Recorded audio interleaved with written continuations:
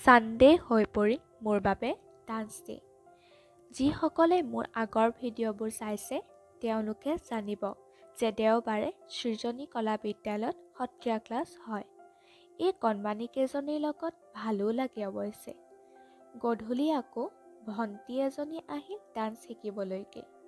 অকল নাচিলেইতো নহ'ব, নিজে প্ৰডাক্টিভো থাকিব লাগিব। সেইবাবে কিছু সময় তাৰ মাজতে উলিয়াই অকণমান সময় কিতাপখনো মেলি ল'লোঁ। এই বছৰ মনটো পঢ়াত বহিবলৈকে নতুন কৌশল এটাও অৱলম্বন কৰিছোঁ।